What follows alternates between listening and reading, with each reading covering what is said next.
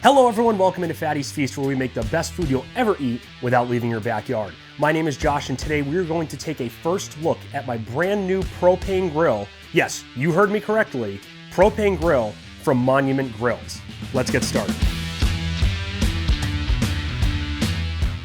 Now, if you've been watching me for any amount of time, you know that I completely despise propane grills. And there are quite a few reasons for that. The first being, I don't believe they're built to last. I remember growing up, we always had propane grills. That's how I got my start with outdoor cooking. And I wasn't buying them, but my parents were. And I remember every 3 years, they'd spend $500, $600, $700 on a brand new state-of-the-art propane grill.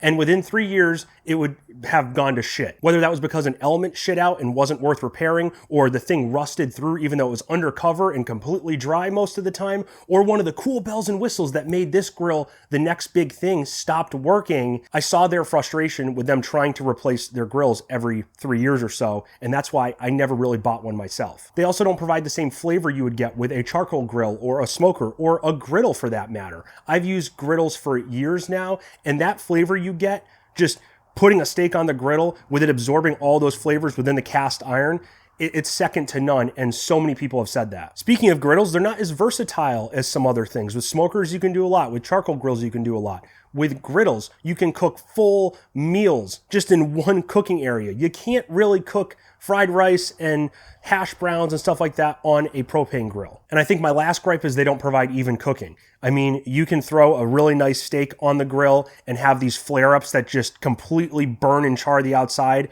while the middle of your steak doesn't cook. So I think a lot of you can relate to that frustration, and that's why I have a propane grill now. Makes sense, doesn't it? But my hatred for propane grills is what caught the attention of Monument Grills. They reached out to me and said, hey, we want to send you a grill because we think our product will change your mind about propane grills. Now I'm going to put a link in the description for you to check out Monument Grills' website. If you do order from them, just make sure you use that link. You'll get 5% off.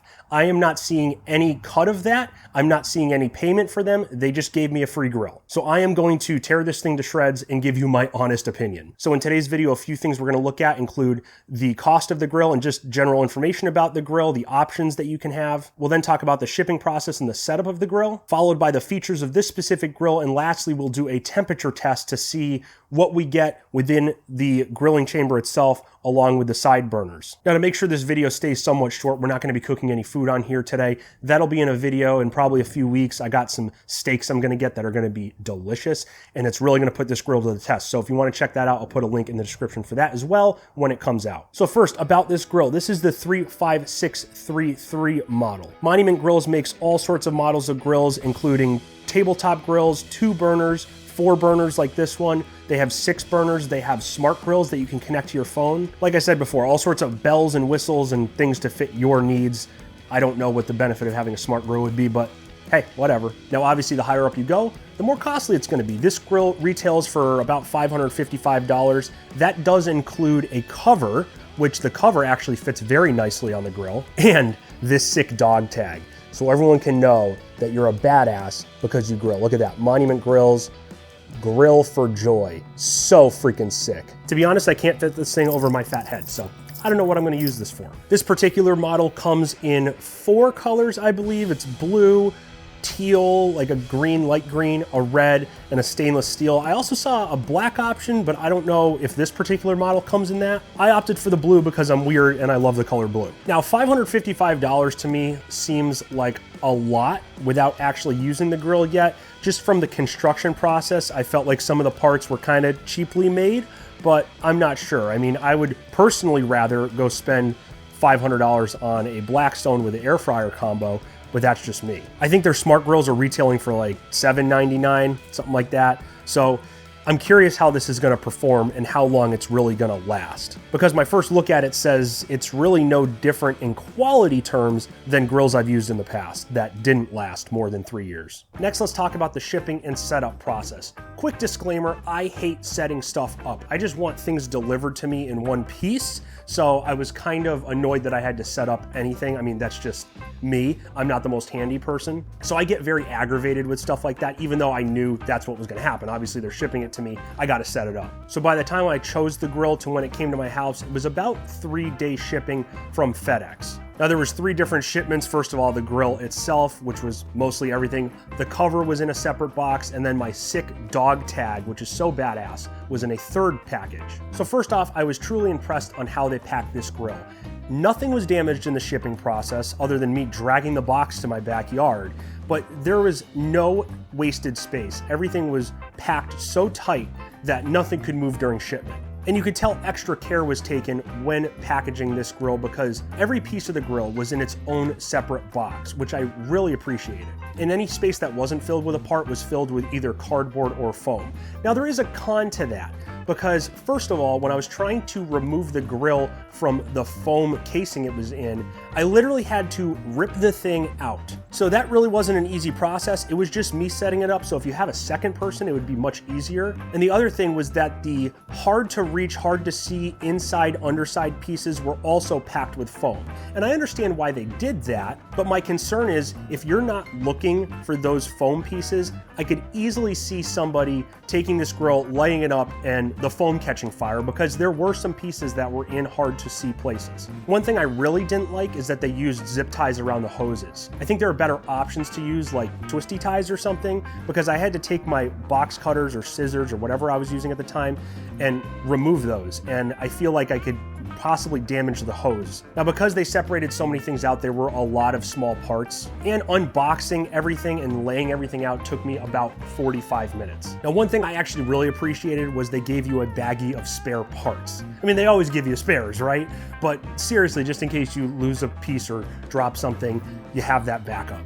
I had a love-hate relationship with the instructions, so at first they were very easy to understand, like just attaching the wheels to the base. Pretty self-explanatory. But then there were some complicated parts, like when you had to attach the shelves and there were extra wires and things that weren't clearly labeled and I didn't know where they were supposed to go. And unfortunately, the way they had their pages in the book set up was they'd have the simple instructions in one page, but then they'd have the complicated instructions also on one page. So I wish they kind of separated those out a little bit and had some more in-depth detail of what you were supposed to do. And I also didn't like how they had their parts labeled. Now the screws and the nuts and the bolts, those were all labeled fine in their respective chambers in the packaging, but some of the other small parts like the wiring and the other screws that were already in the grill and just other little things, they just weren't labeled well. They had a diagram of each part number and then a list of each part number. But if you're looking at small connectors and stuff, you don't know which connectors those are, which screws to use. And then what made matters worse was the way they described things. So they would say,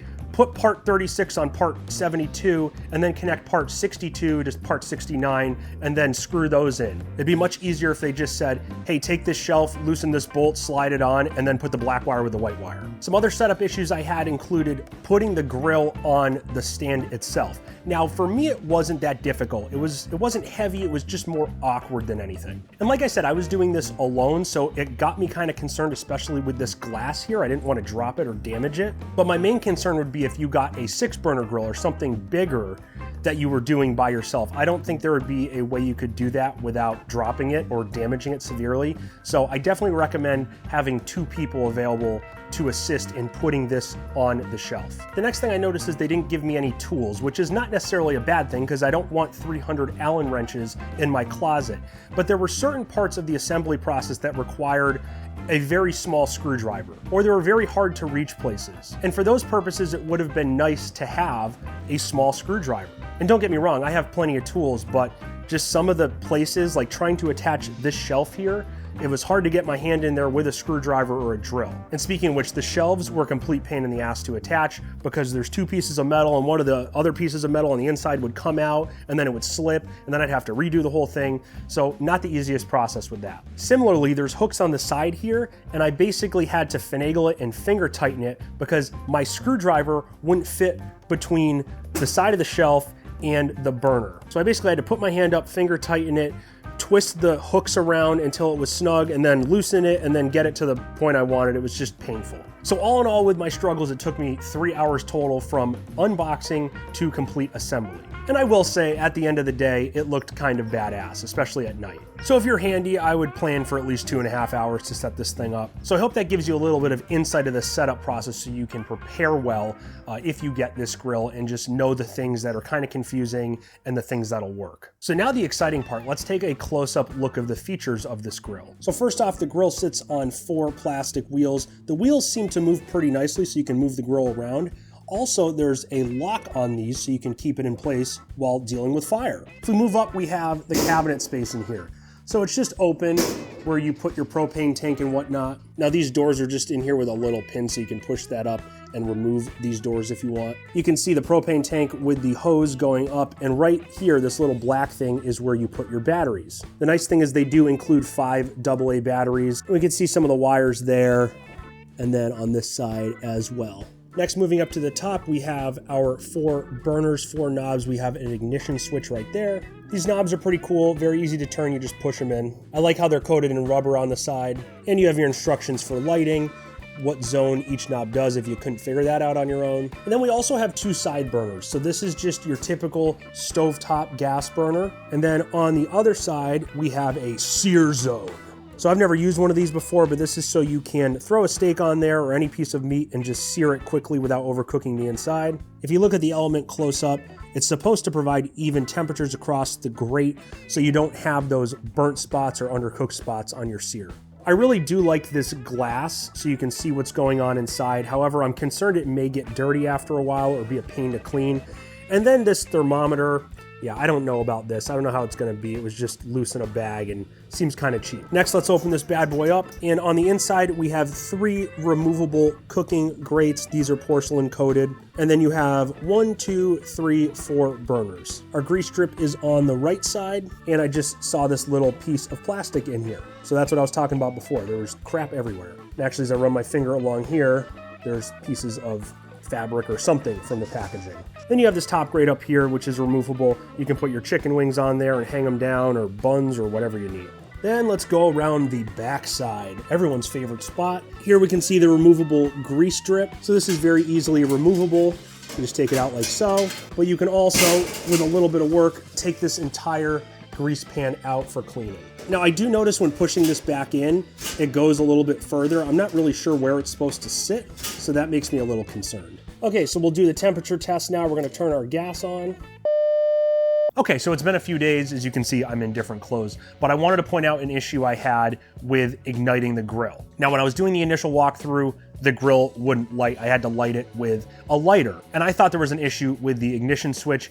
I'm just stupid, and I forgot to put the battery in the igniter itself. Yeah, that battery that I showed before in the spare parts list, that's supposed to go in the igniter. Now, that might seem like a common sense thing that most people that grill would know, but when it comes to the instructions, there was nothing in there about that. There was only instructions about putting batteries for the lights for the knobs. Now, in my former job, I used to have to write policies and procedures, and one of the things we had to take into account was writing those for the lowest common denominator. Well, I am the lowest common denominator. I'm kind of dumb. So when the instructions aren't super clear, or they don't have certain things like just simple put the battery in the igniter, I'm gonna forget to do it because I'm stupid. So that's one thing I really think they need to work on, is just getting those instructions cleared up. But let me bring you a little bit closer and point out some things. So let me bring you into the side burner first, and notice it's a little dirty because it's a few days later and I've already cooked. But it says, push and turn the side burner knob slowly to max. The burner should be lit immediately. Well, if I do that, we just pissed propane. But if I hit the igniter, there we go, it's good to go. So nothing in the instructions about hitting the igniter. So if I go to the sear zone over here, it says, push and turn the searing side burner knob slowly to max, hold until the burner is lit. Well, if I do that, once again, nothing happens. We have to hit the igniter. And there we go. If I go to the grill itself and I actually look at the igniter, notice it says unscrew the cover of the battery box to replace the battery. But when I think of the battery box, I'm thinking down here because once again, I'm dumb and there's a screw in there. So it seems like common sense, but once again, lowest common denominator. So I can just push this, it lights up. And one nice feature is it'll light any zone at any point. You don't have to light it all from the other zone in the front. So if you just want to use one burner like this one, you can just light that one. You don't have to go like my old Blackstone and go to each burner individually and always light it from this one. Now, I've said it before already, but one of my biggest gripes, the unclear instructions. You really got to write them to satisfy the dumb people such as myself. I don't know why the instructions on the 2 side burners say the things they do, but I do like that each zone can be lit individually. But anyway, let's get back to the original walkthrough. And these are our burners at maximum temperature. Pretty even flame all around. So I'm gonna turn these guys down to a medium heat for now, and we'll test what they are there. This guy is at low, so if we turn them all the way up, we'll see how far the flame goes. Pretty sick. Looks like a standard gas burner. This is what the sear zone's looking like. And then if we turn it up, it gains temperature pretty damn quickly. So I'm curious how that's gonna work out. Also, I didn't mention it before, here's the button to turn the lights on for the knobs. So let's take a reading with our gun here. I'm just gonna go around 419. Here we're at 394. On this one, we're at 441. And then here we're 390 again. If we go to the back here, we seem a little bit cooler back there. Seems a little bit cooler in the back of the unit. I also noticed right here, we got some glowing red. So the front of this element seems to be a little bit hotter than everything else. So let's turn this guy up all the way to max and we'll see how hot we can get the inside of the grill. We'll give it about 10 minutes and we'll come back. Okay, it's been about 10 minutes. I'm actually impressed because this grill is getting up to temp very quickly. I didn't want to use my ThermoWorks probes in the grill itself because I've damaged one at temperatures above 500 and we're already there. But one thing I noticed as soon as I bumped the temps up is I can smell some kind of, not burning smell, it kind of smells plasticky. I'm not really sure what that is. I hope there's nothing in there from the packaging that I didn't see. But it's not smoking or anything, so it might just be the initial burn-in of the grill itself. All right, I just want to measure the outside of this guy. So 261, 264, and up top, 257, 255. We can see with this thermometer, it says we're at 600 degrees right on the dot, and we pretty much stopped climbing after 10 minutes. So let's open this guy up. Oh, we're hot. You can see very red on the inside. All of the burners or the deflectors look pretty even for the most part. Let's see where these guys are at. The deflector, 750, 736, if this thing would focus. And then right in the middle, I mean, the grates themselves, 681. Let's go down here. 604, 591. Back, 650. Here we're at 705. I know this isn't the most accurate way, but it gives us kind of a starting point, 650. So now at higher temperatures, the back seem to be a little bit hotter than the front. When would you ever be cooking this hot? You probably wouldn't, but it also makes me wonder about the sear zone and if it's actually really necessary. But these things look to be holding up pretty well. I'm just concerned that if I were to ever cook at this temperature, if it would damage these deflectors. I'm not really sure. Let's just go up top quick. This is gonna be a really terrible reading, but we're about 504 up at the top. So I hope this video kind of gave you guys a good idea about this grill. Obviously, if you want more information, use that link in my description. Remember, you'll get 5% off your order if you do order something. But just to review some of the things we talked about, first of all, the cost. I mean, it seems like a lot for a grill. I don't know, that's just my opinion. But when I think of propane grills, I think of things I'd rather spend my money on, so I'm a little bit biased in that sense. But I'd give the cost about, I don't know, 5 out of 10. The shipping process was a 9 out of 10, mostly because FedEx can't put boxes in the right place.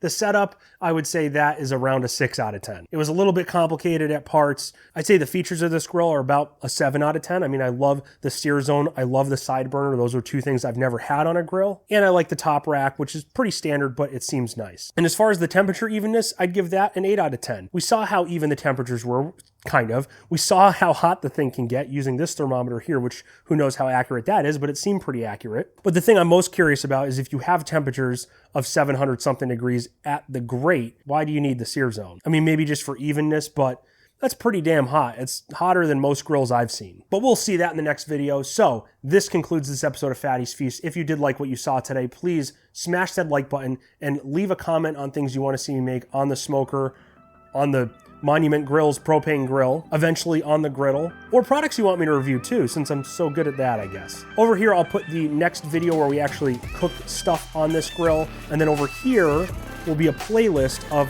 my random reviews. Hours of entertainment of smoker, griddle, whatever reviews, just for you. Smack dab in the middle if you love this bald, bearded, diabetic, all-around average face so much, you can subscribe to see more of me. And until next time, everyone, stay safe, stay happy, stay healthy, and stay hungry.